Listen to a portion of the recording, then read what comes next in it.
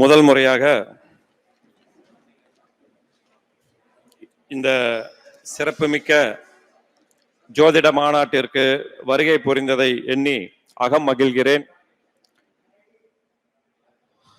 ஆரோமிரா ஹரி ஐயா அவர்களுக்கும், சாந்தகுமார் ஐயா அவர்களுக்கும், பானுமதி சந்திரசேகரன் அம்மா அவர்களுக்கும், திருநெறி செல்வன் ஐயா அவர்களுக்கும், விஸ்வநாதன் ஐயா அவர்களுக்கும், எனது இனிய நண்பரும் மனிதநேய பண்பாளருமாகிய வாஸ்து நந்தா துரைசாமி ஐயா அவர்களுக்கும், தலைவர் தெக்கலூர் செல்வராஜ் ஐயா அவர்களுக்கும் மற்றும் சிறப்புரையாற்ற வருகை புரிந்திருக்கக்கூடிய அனைத்து ஜோதிட ஜாம்பவான்களுக்கும் உங்கள் அன்புக்குரிய ராகுவாழ்க ரமேஷ்குமாரின் இனிய வந்தனத்தை உரித்தாக்குவதில் எல்லையில்லா ஆனந்தம் அடைகிறேன். 2021 ஆண்டு பிப்ரவரி மாதம் 2ஆம் தேதி பள்ளிபாளையம் மகரிஷி ஜோதிட ஆராய்ச்சியகத்தில் அடியேனின் முதல் ஜோதிட நூலாகிய ஜாதக சந்திரிகா எனும் ஜோதிடரின் நடைமுறை அனுபவங்கள் பாகம் 1 வெளியிடப்பட்டது. இன்றைய தினம் அடியனின் தொடர் வரிசை பாகங்களில் 8வது நூலாகிய ஜாதக நீலாம்பரி எனும் ஜோதிடரின் நடைமுறை அனுபவங்கள் பாகம் 8 புத்தகம் வெளியிடப்பட்டதில் எல்லையில்லா ஆனந்தம் அடைகிறேன். இந்த பெருமை இங்கு வந்திருக்கக்கூடிய அனைத்து ஜோதிட நல் உள்ளங்களுக்கும் சார்ந்தது என்பதை மிக்க பணிவுடன் தெரிவித்துக் கொள்கிறேன். ஜாதக வைடூரியம் புத்தகத்தின் பொருளடக்க விபரத்தை பற்றி சில விவரங்களை உங்களிடம் பகிர்ந்து கொள்வதில் ஆனந்தம் அடைகிறேன். பொதுவா ஜாதக பலன் ஒவ்வொருத்தரும் ஒவ்வொரு முறையை கையாளுறாங்க. பாரம்பரிய முறையினாலே வெறும் ராசி நட்சத்திரம் 9 கிரகம் 27 நட்சத்திரம் 12 ராசிகள் 12 பாவகம் அப்படின்னு மட்டும்தான் நினைக்கிறோம். ஆனா சாரம் பார்க்காத ஜோதிடன் சோரம் போய் விடுவான் என்று மூத்த மொழி உண்டு. அந்த சாரம் நட்சத்திர பாதத்திற்கும் அப்பாற்பட்டு பாகைக்கலை விகலை ரீதியாக சோடச வர்க்கத்தை பயன்படுத்தி நான் கூறி வருக அனுபவத்தை இந்த புத்தகத்தின் வாயிலாக வெளியிட்டு வருவதன் மூலம் அடியேனின் ரிஷிக்கடன் தீர்வதற்கு ஒரு வாய்ப்பாக அமைந்தது என்று பணிவுடன் கூறிக்கொள்ள விரும்புகிறேன். இப்போ ஜாதக மரகதம் 5வது புத்தகம், ஜாதக மோகனம் 6வது புத்தகம், ஜாதக வைடூரியம் 7வது புத்தகம். இந்த 3 புத்தகங்கள்லயும் என்ன விசேஷம் அப்படின்னா, திரேகானம் இப்ப ராசியை பார்த்து நம்ம எல்லா பலனும் சொல்லிட முடியாது. நான் அடிக்கடி சொல்லிட்டு வரேன், ஒரு 10% மட்டும்தான் சொல்ல முடியும். மீதி சோடச வர்க்கத்தையும் ஷட்பலத்தை பயன்படுத்தி தான் சொல்ல முடியும். இப்ப ஷட்பலம்னா என்ன, எதுக்கு? இப்போ ஒரு கிரகம் ஆட்சியில இருந்துட்டா பலம்னு சொல்றோம், அப்படி அல்ல. காரகம் சிறப்பாக இருக்கும் அப்படிங்கறது ஆட்சியோட தன்மை. இப்ப சந்திரன் கடகத்துல இருந்தா உங்களுக்கு கற்பனை வளம் அதிகமா இருக்கும், ஜனவசிய முகவசியம் அதிகமா இருக்கும். ஆனால் அந்த ஆதிபத்திய ரீதியில் கொடுக்கக்கூடிய பலன்களை தர வேண்டும் என்றால் அந்த கிரகம் ஷட்பலத்தில் பலமாக இருக்க வேண்டும். சுயம்பாவக பலமும் இஷ்டபலமும் அதிகமாக இருந்தால் மட்டுமே ஆதிபத்திய ரீதியிலான பலனை அந்த கிரகம் கொடுக்கும். இதுதான் சூட்சமம். அப்போ சந்தி, சுயம்பாவக பலம் இதெல்லாம் ஷட்பலத்துல வரக்கூடிய விஷயம். இதை ஒவ்வொரு புத்தகத்திலயும் நான் வரிசையா தொட்டு தொட்டு கொண்டுகிட்டு வந்துட்டு இருக்கேன். அந்த வகையில இந்த 7வது புத்தகத்துல ஒவ்வொரு புத்தகத்திலையும் நான் நட்சத்திர வரிசைப்படி வந்துட்டு இருக்கிறேன். இப்ப முதல் புத்தகத்துல அஸ்வினியை பத்தி கொடுத்திருந்தேன், 2வது புத்தகத்துல பரணி நட்சத்திரத்தை பத்தி கொடுத்திருந்தேன், 3வது புத்தகத்துல கிருத்திகை நட்சத்திரத்தை பத்தி கொடுத்திருந்தேன், 4வது புத்தகத்துல ரோகிணியை கொடுத்திருந்தேன், 5ல மிருகஸ்ரீடம், 6ல திருவாதிரை கொடுத்திருந்தேன், 7 இந்த புத்தகத்துல புனர்பூஷ நட்சத்திர பலன்கள்னு கொடுத்துருக்கேன். இப்போ நட்சத்திர பலன் அப்படின்னா ஒரு 4-5 வரியிலேயே மூல நூல்ல கொடுத்துருப்பாங்க. ஆனா நான் விழாவாரியாக எனது 25 ஆண்டுகளை அனுபவத்தை இந்த புத்தகத்தில் வடித்திருக்கிறேன். ஒரு 7-8 பக்கத்துல கொடுத்துருக்கேன். எந்த கோயிலுக்கு போகணும், அந்த நட்சத்திரத்தின் வியாபக தன்மை என்ன, ஒவ்வொரு பாதத்தில் பிறந்திருந்தாலும் லக்ன ரீதியாக பலன்கள் மாறுபடும் அப்படிங்கிறத என்னுடைய அனுபவத்துல கையாண்ட அனுபவத்தை நான் கொடுத்திருக்கேன். அடுத்தது இந்த புனர்பூச நட்சத்திரத்துல சூரியன் நின்றால் என்ன பலன், சந்திரன் நின்று இதர கிரகங்கள் சம்பந்தப்பட்டால் என்ன பலன், செவ்வாய் நின்றால் என்ன பலன், புதன் புனர்பூசத்தில் நின்றால் என்ன பலன் அப்படிங்கிறத வரிசையா கொடுத்துருக்கேன். அடுத்த அடிப்படை விஷய அட்டவணைகள்னு பாத்தீங்கன்னா ராசி, நவாம்சம், புஷ்கர நவாம்சம், ஹோரா அட்டவணை, திரேகான அட்டவணை, எண்கணித அட்டவணை இதெல்லாமே கொடுத்துருக்கேன். அடுத்தது ஒவ்வொரு புத்தகத்திலையும் ஒவ்வொரு திதியை பத்தி பலன் சொல்லிக்கிட்டு வரேன். இந்த 7வது புத்தகத்துல பஞ்சமி திதி பலன்களை கொடுத்துருக்கேன். சுகர்மம் நாம யோகம் பலன்கள் கொடுத்துருக்கேன். காலதேச வர்த்தமானம் இது ஒரு பழமொழி மாதிரி தான் சொல்றாங்களே ஒழிய இதற்கு வியாக்கியான விவரம் யாரும் சொல்லல. அப்போ ஒவ்வொரு புத்தகத்திலையும் காலதேச வர்த்தமானத்தோட முதல் பகுதியில காலத்தை பத்தி கொடுத்திருந்தேன். இந்த புத்தகத்துல தேசத்தை பத்தி கொடுத்திருக்கேன். அடுத்து கடக ராசியில் சூரியன் முதல் ராகு கேது வரை நின்ற பலன்களை லக்ன ரீதியா வேறுபடுத்தி கொடுத்திருக்கேன். அடுத்து ஒவ்வொரு கிரகமும் நீசம், நீசபங்கம், நீசபங்க ராஜயோகம்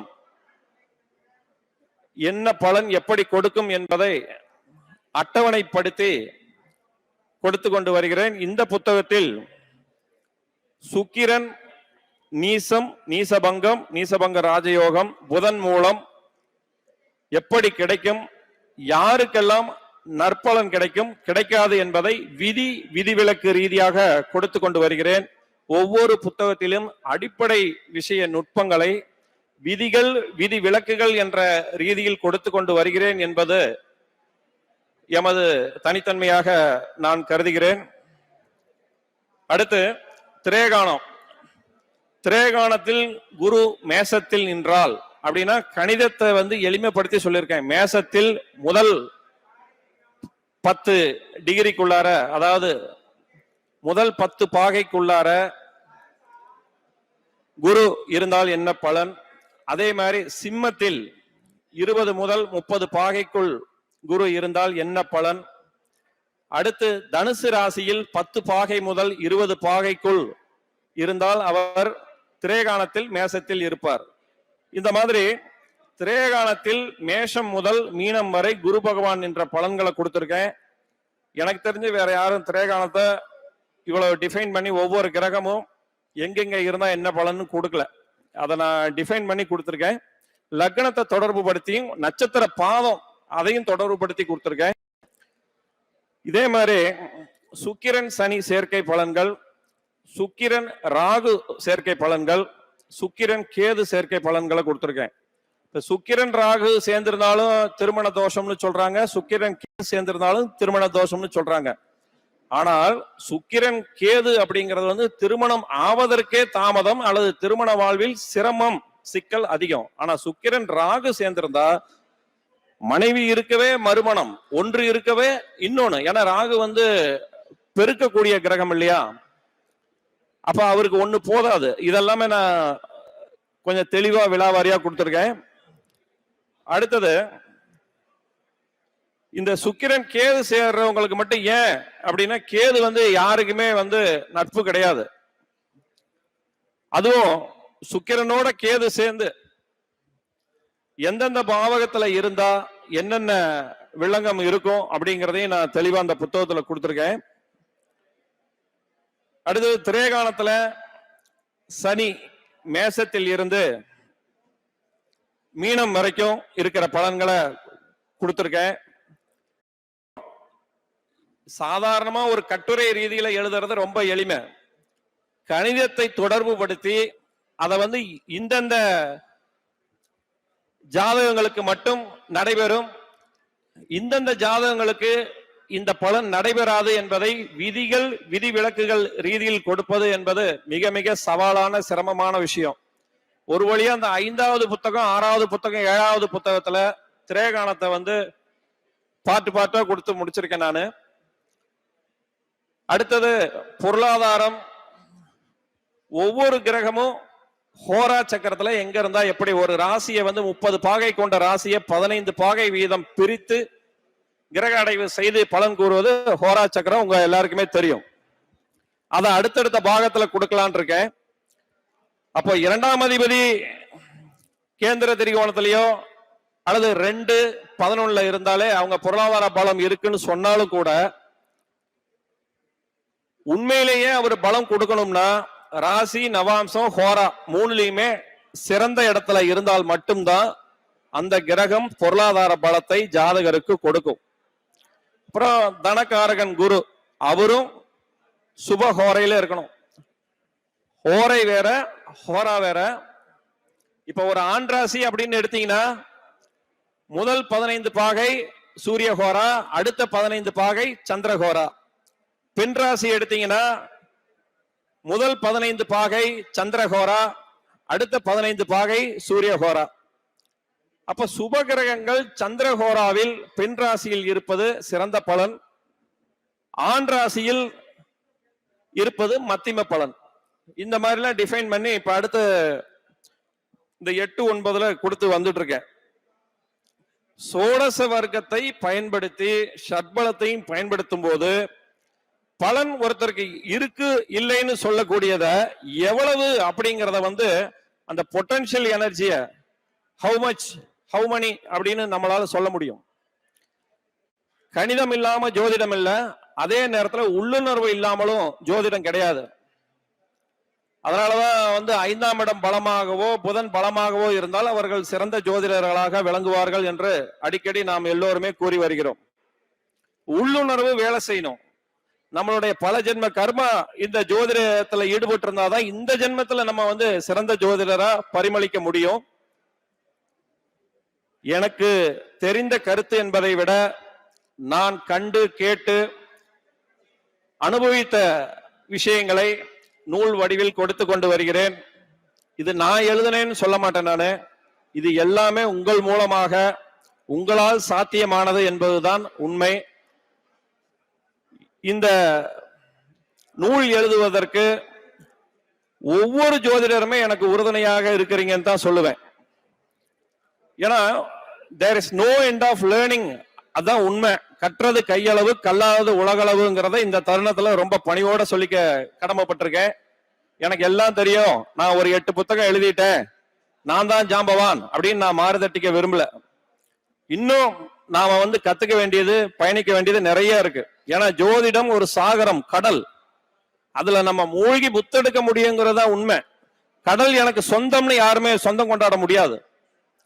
எனக்கு தெரிந்த கருத்தை நான் இங்க பதிவிட்டுக்கிட்டே வரேன். என்னுடைய அனுபவத்துல நான் ஒவ்வொருத்தருக்கும் ஒவ்வொரு லாக் புக் செக்ரிகேட் பண்ணி என்ட்ரி பண்ணிட்டு தான் வரேன். நான் அவங்களோட நல்லது கெட்டதை என்ட்ரி பண்றேன், அவங்களுடைய சம்பவங்களையும் என்ட்ரி பண்ணி அதெல்லாம் சீர்தூக்கி பார்த்து தான் ஃபில்டர் பண்ணி புத்தகத்துல அனுபவ ரீதியா கொடுத்துக்கிட்டு வரேன்.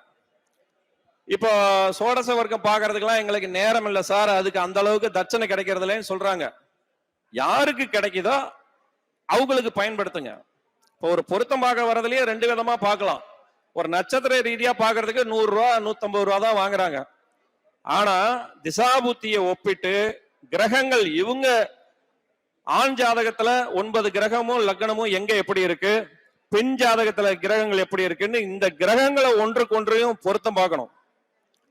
இப்போ ஆண் ஜாதகத்துல ஒருத்தருக்கு மேசத்துல குரு இருக்காரு அப்படின்னா பெண் ஜாதகத்துல 6, 8, 12 இல்லாம இருந்தால் அது ஒரு சூட்சமான பொருத்தமா எடுத்துக்கணும். அதே மாதிரி ஆண் ஜாதகத்துல சுக்கிரன் இப்ப தனுசுல இருக்குது அப்படின்னா பெண் ஜாதகத்துல அந்த சுக்கிரன் ரிஷபத்திலேயோ கடகத்திலேயோ விருச்சிகத்திலேயோ இருக்கக்கூடாது. அப்ப இந்த செவ்வாய், சுக்கிரன், குரு இந்த 3 கிரகங்களையும் பிரதானமாக எடுத்துக்கணும். அதே மாதிரி தோஷம் அப்படிங்கிறத 7ஆம் பாவகம் 7ஆம் அதிபதி களத்திரகாரகன் சுக்கிரன், இது மட்டும் அல்ல, நவாம்சமும் திருமண வாழ்க்கைக்கு மிக மிக பிரதானம். நவாம்ச லக்னாதிபதி நவாம்சத்தில் 8இல் மறைந்தாலும் திருமண தோஷம் உண்டு. இதெல்லாம் நூல்கள்ல கொடுத்துக்கிட்டு வர்றேன், தொடர்ந்து வாங்கி படிங்க. இந்த சிறப்பான தருணத்துல நூல் வெளியிட்டு ஜோதிட உலகிற்கும் அடியனையும் கௌரவப்படுத்திய வாஸ்து சக்கரவர்த்தி நந்தா துரைசாமி ஐயா அவர்களுக்கும் தலைவர் தெக்கலூர் செல்வராஜ் ஐயா அவர்களுக்கும் மதுரை என்ஜி குமரன் ஐயா அவர்களுக்கும் ஆரோமிரா ஹரி ஐயா அவர்களுக்கும் என் நெஞ்சார்ந்த நன்றிகளை தெரிவித்துக் கொண்டு விடைபெறுகிறேன். நன்றி, நன்றி, நன்றி.